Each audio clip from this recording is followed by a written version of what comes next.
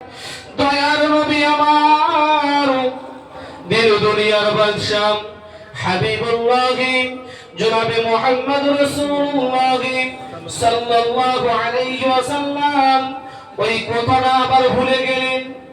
কি কথা? যে বাঁধি ডেকে গেছে আম্মাজান আপনাকে স্মরণ করছেন, আবার উম্মতদেরকে নিয়ে আল্লাহ রাসূল কি করছেন, কি করে আলোর পথ দেখাবে, কি করে জান্নাতবাসী করবে, আমার রাসূল আবার মগ্ন হয়ে গেছেন। জোরে বলুন না সুবহানাল্লাহ। কি রাসূল আমাদের ছিল, কি পয়গম্বর আমাদের ছিল, কি নবী আল্লাহ পাক আমাদেরকে পাঠিয়েছেন। আজকে এই দরবার জামানার মুর্শিদ আল্লামা সুফি মুফতি আজম রাহমাতুল্লাহ আলাইহির দরবার আল্লাহ রাসূলের সাথে হুবহু পুরো মিল আছে। জোরে বলুন সুবহানাল্লাহ। আমি তো অবাক, সর্বপ্রথম যখন আমি এই দরবারে প্রবেশ করলাম, যখন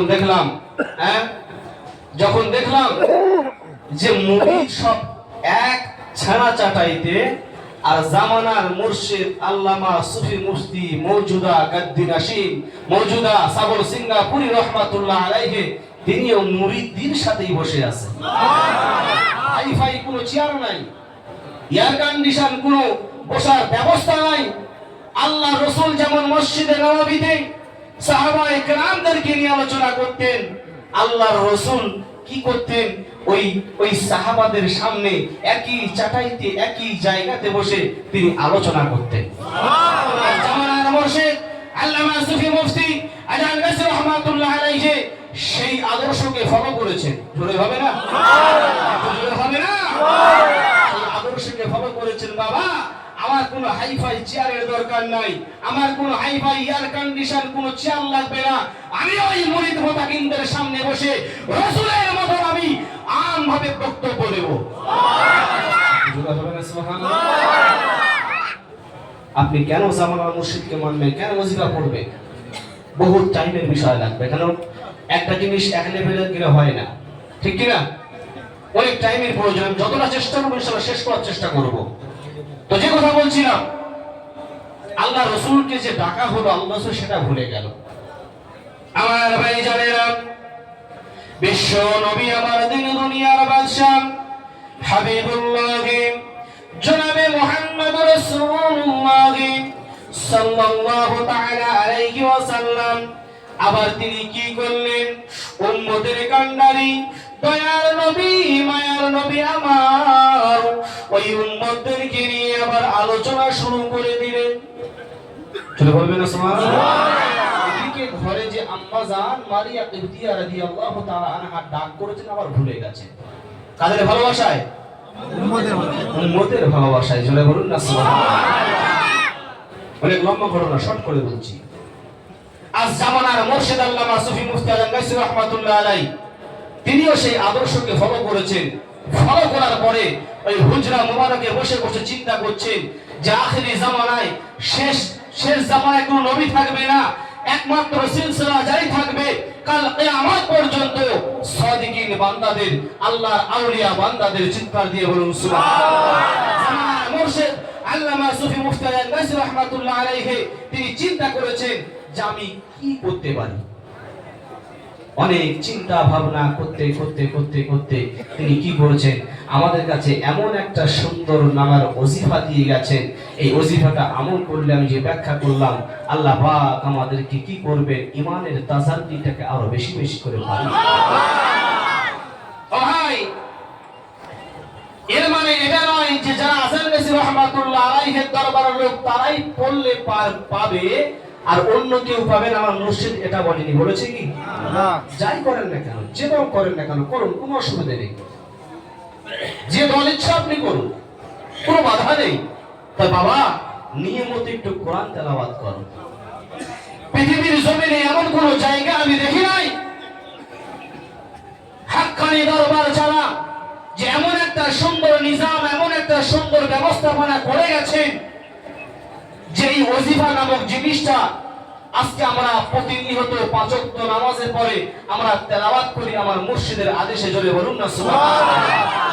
এই আদেশ, এই যে একটা কোরআন ভাবে একটা নিয়ম, পৃথিবীর কোন জায়গায় আমি দেখতে পাইনি। জোরে হবে না? হবে না? আমার ভাইরা বেশি ব্যাখ্যা করা যাবে না।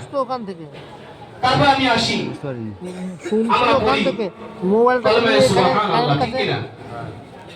সুবহানাল্লাহি আলহামদুলিল্লাহি ওয়া লা ইলাহা ইল্লাল্লাহু আল্লাহু আকবার। দেখতেও পাচ্ছি, আল্লাহ তাআলা অতি পবিত্র এবং সমস্ত প্রশংসা তারই প্রাপ্য। আল্লাহ ব্যতীত আর কোনো মাবুদ নেই, তিনি সর্বশ্রেষ্ঠ সর্বমহান। জোরে বলুন সুবহানাল্লাহ। সূরা জুমার 75 নম্বর আয়াত আল্লাহ তাআলা বলে, আর হে রাসূল, আপনি ফেরেশতাদেরকে দেখবেন তারা আরশের চারিদিকে পালনকর্তার পবিত্রতা ঘোষণা করছে ও প্রশংসা করছে। হযরত সামুরা ইবনে জুনজুর রাদিয়াল্লাহু তাআলা থেকে বর্ণিত হাদিস, হযরত রাসূল কারীম সাল্লাল্লাহু তাআলা আলাইহি ওয়াসাল্লাম বলেন, মহান আল্লাহ পাকের নিকট সবচেয়ে প্রিয় কলেমা হলো জিকির। জোরে বলুন সুবহানাল্লাহ। সবথেকে প্রিয় কলেমা কি? জিকির। কি জিকির? লা হাওলা ওয়ালা কুওয়াতা ইল্লা বিল্লাহিল আলিয়্যিল আযীম। জোরে বলুন না সুবহানাল্লাহ। তারপর আমরা কি পড়ি? লা হাওলা ওয়ালা কুওয়াতা ইল্লা বিল্লাহিল আলিয়্যিল আযীম। এর বাংলা অর্থ হচ্ছে, মহান আল্লাহ তাআলার হেফাজত ব্যতীত কোন লোকেরাই তার নাফরমানি থেকে বেঁচে থাকার ক্ষমতা নেই, আর আল্লাহ তাআলা সাহায্য ও তৌফিক ব্যতীত কোন লোকের পক্ষেই তার অনুগত্য ও ইবাদত করার শক্তি নেই। মহান আল্লাহ তাআলা বলেন, আর যে ব্যক্তি আল্লাহ পাকের প্রতি ভরসা করে তার জন্য আল্লাহ পাকই তার জন্য যথেষ্ট। জোরে বলুন সুবহানাল্লাহ। সূরা তালাক আয়াত নাম্বার 3, হযরত আবু হুরায়রা রাদিয়াল্লাহু তাআলা আনহু হইতে বর্ণিত, রাসূল পাক সাল্লাল্লাহু আলাইহি ওয়াসাল্লাম বলেন, লা হাওলা ওয়ালা কুওয়াতা ইল্লা বিল্লাহিল আলিয়্যিল আযীম। এটি মিশকাত শরীফ 202 নম্বর পৃষ্ঠা, মুসলিম শরীফ 6 নম্বর পৃষ্ঠা 6 খণ্ড 210 নম্বর পৃষ্ঠা, হাদিস নাম্বার 6622। হযরত আবু মুসা আশআরী রাদিয়াল্লাহু তাআলা বর্ণিত আছে, রাসূল পাক সাল্লাল্লাহু আলাইহি ওয়াসাল্লাম বলেন, তোমরা অধিক পরিমাণে লা হাওলা ওয়ালা কুওয়াতা ইল্লা বিল্লাহিল আলিয়্যিল আযীম পড়ো কেন? বেহেশতের গোপন ধন ভান্ডার সমূহে একটি ধন ভান্ডার, যে ব্যক্তি এই লা হাওলা আমল করবে, আল্লাহ পাক তার বেহেশতে নিয়ামতের অধিকারী বানিয়ে দেবেন। তারপর আমরা কি পড়ি? সুবহান কুদ্দুসুন রাব্বুনা ওয়া রাব্বুল মালাইকাতি ওয়ার রূহ। পবিত্র অতি পবিত্র আমাদের প্রতিপালক এবং ফেরেশতাদের ও জিবরাইল আলাইহিস সালামের প্রতিপালক কে? আমার আল্লাহ। জোরে বলুন না সুবহানাল্লাহ। এই কলেমাটি আরশ বহনকারী ফেরেশতারা জিকির করতে থাকে। জোরে বলুন সুবহানাল্লাহ। এই কলেমাটি কারা জিকির করে? ফেরেশতারা। মহান আল্লাহ তাআলা বলেন, যে সমস্ত আসমান ও জমিন এবং তার মধ্যে যা কিছু আছে সবকিছুই আল্লাহ তাআলার পবিত্রতা ও মহিমা বর্ণনা করেছে। জোরে বলুন সুবহানাল্লাহ। এর অনেক হাদিস আছে, বলছিলাম টাইম সেরকম পাবো না আমি। তারপর আমরা কি বলি? আস্তাগফিরুল্লাহ রাব্বি মিন কুল্লি যামবিন ওয়া আতুবু ইলাইহি। আমি আমার প্রভু আল্লাহ তাআলার নিকট আমার সমস্ত পাপের জন্য প্রার্থনা করছি এবং তওবা করছি। জোরে বলুন না সুবহানাল্লাহ। যে ব্যক্তি তওবা করে এবং নেক আমল বা সৎ কাজ করে, সে বিশেষভাবে আল্লাহর দিকে অনুরক্ত হয়, ফিরে আসে। সূরা ফুরকান আয়াত নাম্বার 71, হযরত রাসূল কারীম সাল্লাল্লাহু তাআলা আলাইহি ওয়াসাল্লাম দৈনিক 70 বার তওবা শরীফ তেলাওয়াত করতেন। সুবহানাল্লাহ। আমার রাসূল সাল্লাল্লাহু আলাইহি ওয়াসাল্লাম এক সময় অঝর নয়নে কাঁদছেন। কে কাঁদছেন? আমার রাসূল কাঁদছেন। আল্লাহ পাক ডাক দিয়ে বলছেন, ইয়া রাসূলুল্লাহ, ইয়া হাবিবাল্লাহ, আমি যদি আপনাকে দুনিয়ার জমিনে না পাঠাতাম, কুল কায়নাত সৃষ্টি করতাম না, আমি দুনিয়ার জমিনে কিছুই বানাতাম না। ইয়া রাসূলুল্লাহ, আপনি কাঁদবেন, আমি আল্লাহ কখনো সহ্য করব না। সুবহানাল্লাহ। জোরে হবে না সুবহানাল্লাহ। ভাইজানেরা, আল্লাহ পাকের রাসূল, আল্লাহ পাকের হাবিব এত রোনাজারি করেন, এত কান্নান করেন, আমার আল্লাহ পাক ডাক দিয়ে বলেন, আমার হাবিব কেন তুমি কাঁদো? আমি আল্লাহ পাক তোমাকে দুনিয়ার জমিনে যদি না পাঠাতাম, ইয়া রাসূলুল্লাহ হে, ইয়া হাবিবাল্লাহ হুজুর, আমি আল্লাহ পাক দুনিয়ার জমিনে কিছুই বানাতাম না। ওগো আল্লাহর রাসূল, আল্লাহর হাবিব, আপনি বলেন আপনার কি ইচ্ছা, কি চাহিদা? আল্লাহর রাসূল ডাক দিয়ে বলেছিলেন, ওগো রব্বুল আলামিন, আল্লাহ পাক দুনিয়াতে আমার কোটি কোটি কোটি কোটি উম্মতানিরা হবে, ওরা গুনার কাজে লিপ্ত থাকবে, গুনার কাজে মেতে থাকবে। দুনিয়া থেকে মারার পরে তারা সব জাহান্নামে চলে যাবে। আল্লাহ পাক ডাক দিয়ে বলেন, আমার বন্ধু, আমার হাবিব, আপনি চিন্তা করবেন না, চিন্তা করবেন না। কেন তোমার উম্মত যদি মরণের আগ পর্যন্ত হলে একটা বার যদি খালি অন্তর থেকে তওবা শরীফ পড়ে, আমি আল্লাহ পাক ডাক দিয়ে বললাম, তোমার উম্মতের সমস্ত গুনাহ খাতাকে আমি আল্লাহ পাক মাফ করে দেব। এই জামানার মুর্শিদ আল্লামা সুফি মুফতি আজান গাজী রাহমাতুল্লাহ আলাইহি ওই রাসূলুল্লাহর আদর্শের দিকে তাকিয়ে তিনি চিন্তা করলেন, এই পাঁচ ওয়াক্ত নামাজে প্রতিনিয়ত আস্তাগফিরুল্লাহ তেলাওয়াত করি কিনা বলেন? আমরা আস্তাগফিরুল্লাহ তেলাওয়াত করি। আমার ভাইরা, যে ব্যক্তি এই তওবা করে এবং নেক আমল বা সৎ কাজ করে, সে বিশেষভাবে আল্লাহর দিকে অনুরক্ত হয়ে ফিরে আসে। হ্যাঁ, আল্লাহ বলছে ওই বান্দা যখন তওবা করবে, আমি তার সমস্ত গুনাহ খাতাকে maaf করে দিয়ে আমি আল্লাহ তাকে বেগুনাহ মাসুম বানিয়ে দেব।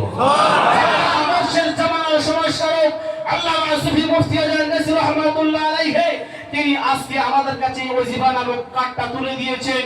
এই পাঁচটা কলেমা বললাম, এটা আজান গাজী রাহমাতুল্লাহ আলাইহির কোনো বানোয়াট কথা নয়, বানোয়াট কোনো কলেমা নয়। ওহে বন্ধু, আজকে তুমি যে কথা প্রকাশ করছো, যে ওয়াজিফাটা কোথায় পেয়েছো? তুমি কি বুখারী শরীফ পড়ো নাই? তুমি কি হাদিস পড়ো নাই? আমি আপনাকে বলতে চাই, হাদিস শরীফ খুলে দেখেন। আমার জামানার মুর্শিদ যে পাঁচটা কলেমা দিয়েছে, হাদিসের বাইরে নয়। জোরে বলুন সুবহানাল্লাহ।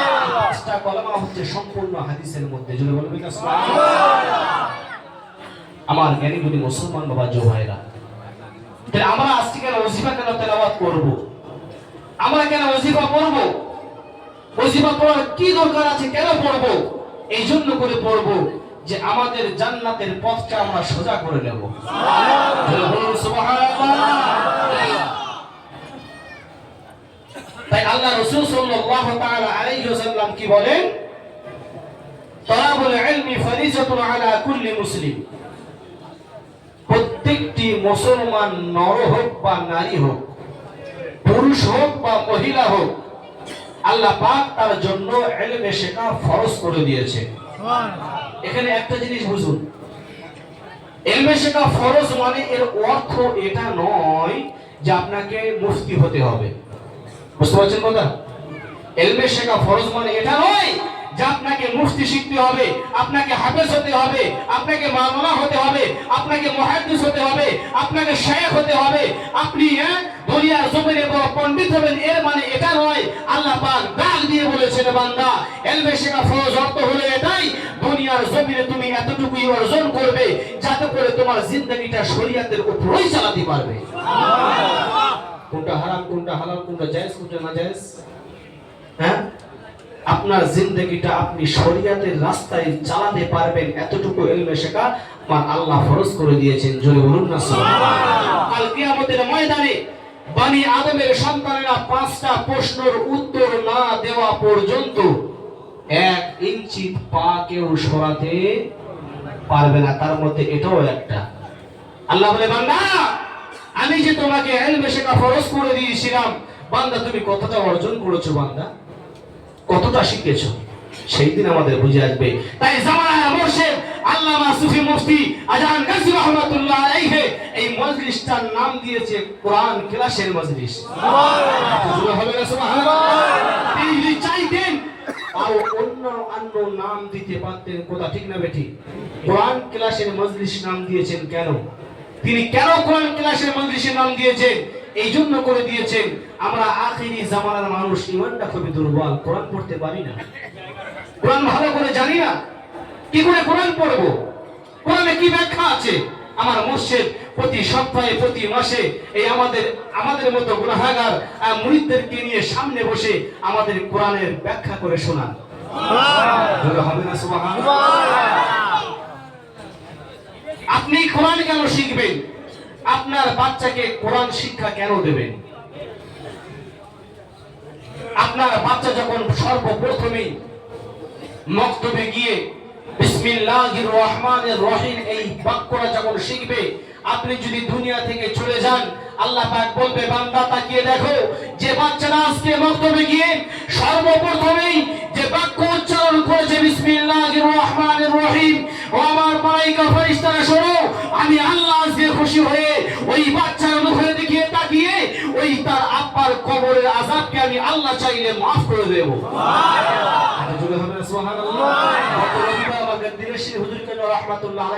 তিনি এই বক্তব্যটা দিচ্ছিলেন যে আপনার ছেলে মেয়েদেরকে কোরআন শিক্ষা দেন।